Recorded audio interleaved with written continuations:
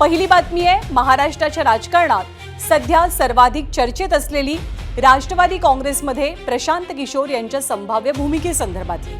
पण राष्ट्रवादीसाठी राजकीय रणनीती ठरवण्याआधीच पक्षाच्या संघटनात्मक रचनेवरनं मतभेद रंगल्याची चर्चा आहे। सूत्रांकडून मिळालेल्या माहितीनुसार सुनेत्रा पवार यांच्यासोबत पार पडलेल्या बैठकीत प्रशांत किशोर यांनी प्रदेशाध्यक्ष सुनील तटकरे यांच्या कार्यपद्धतीबाबत नाराजी व्यक्त केली आहे। आणि इतकंच नाही तर जर अपेक्षित परिणाम हवे असतील तर प्रदेशाध्यक्ष पदाबाबत निर्णय घ्यावा लागेल असा थेट संदेशही दिल्याची चर्चा आहे। यातून एक प्रश्न राष्ट्रवादीच्या वर्तुळात चर्चेत आलाय। पक्षाची अनेक वर्षांची जुनी फळी आणि प्रशांत किशोर यांची नवीन रणनीती यांचा ताळमेळ जुळणार का, की अजित पवार यांच्या पश्चात आधीच अस्थिर असलेल्या पक्षाला आता संघटनेतल्या अंतर्गत सत्ता संघर्षाचंही एक आव्हान पेलावं लागणार।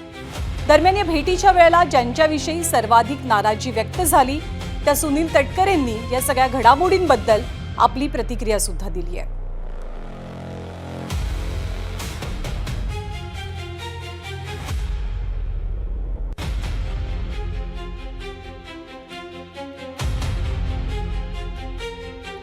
तर सुनील तटकरे यांनी या भेटी संदर्भात काय म्हटलंय आपण पाहूया। 8 वेळा महाराष्ट्र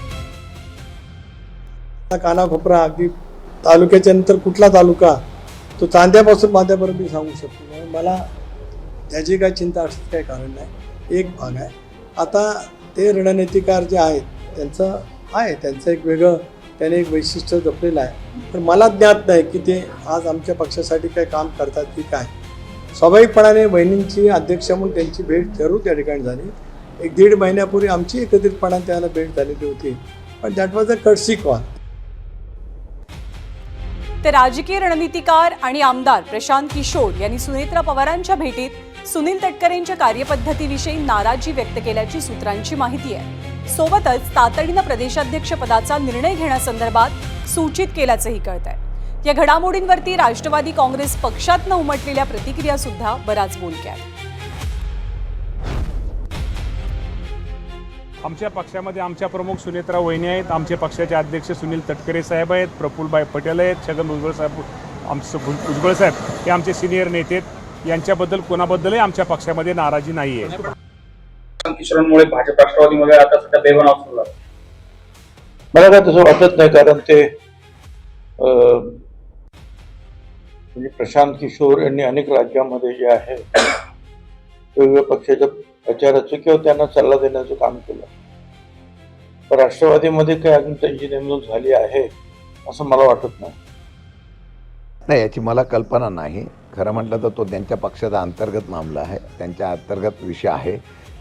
या तुमच्या बातम्या ज्या आहेत त्या अंतर्गत त्यांच्या पक्षाच्या असल्यामुळे त्याच्यावर मी वक्तृत्व करणं बरोबर नाही आहे।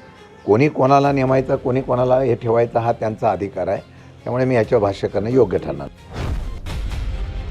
खरं तर राष्ट्रवादी काँग्रेसनं राजकीय रणनीतिकार किंवा सल्लागार म्हणून कुणाची नियुक्ती करावी हा पूर्णपणे राष्ट्रवादी काँग्रेसचा अधिकार आहे। पण राष्ट्रवादीनं निवड केलेले प्रशांत किशोर हे नुकतेच बिहारच्या बांकीपुरामधनं भाजपच्या विरोधात निवडून आलेले आहेत। सध्या महाराष्ट्रात भाजप आणि राष्ट्रवादीचं एकत्रित सरकार आहे। 2014 साली जरी भाजपच्या विजयात किशोर यांचा मोठा सहभाग असला तरी सध्या त्यांची इमेज भाजप विरोधी असल्याचं बोललं जातं। त्यामुळे राष्ट्रवादीच्या नव्या रणनीतिकारावरती भाजपच्या गोटातनं काय प्रतिक्रिया उमटल्यात तेही जाणून घेऊया। पहिल्यांदा तर त्यांनी कोणाला नेमलं हे देखील आम्हाला माहिती नाही। आम्हाला अधिकृतपणे त्यांनी कोणाला सल्लागार नेमलंय हे आम्हाला त्यांनी कळवलेलं नाही। त्यामुळे या संदर्भात त्यांच्याशी चर्चा केल्यावरच मी या संदर्भात बोलेन। प्रशांत किशोर बऱ्याच वर्षी सल्ला देतात। पूर्वी त्यांनी भाजपला सल्लागार म्हणून काम केलंय, नंतर नितीश कुमार सल्लागार म्हणून काम केलंय। शेवटी तो प्रोफेशनल काम करणारे लोक आहेत, ते काही राजकीय पक्ष म्हणून काम करत नाही। मला वाटत नाही की त्यामुळे काही तणाव निर्माण होण्याची काही शक्यता आहे। भाजपचा पराभव करून ते आमदार झाले, त्यामुळे आता माहित नाही त्या आतापर्यंत काय निर्णय झाला, तर प्रशांत किशोर विचारलं पाहिजे काय करणार आहेत ते। त्यांच्या पक्षाचा जो काही निर्णय घ्यायचे अधिकार त्यांना आहेत ते सुनेत्रा पवारजींना आहेत।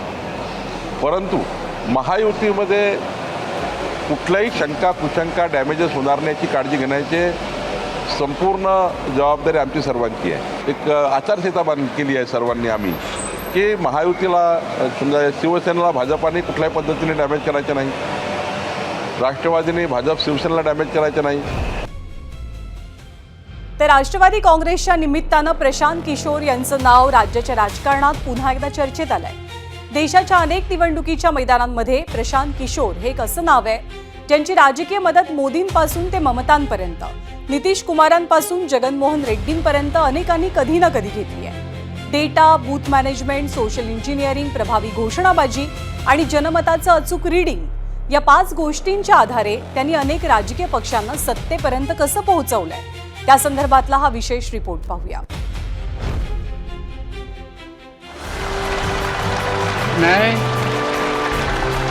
मैं नरेंद्र दामोदर दास मोदी ईश्वर की शपथ लेता हूं कि साल होता 2014.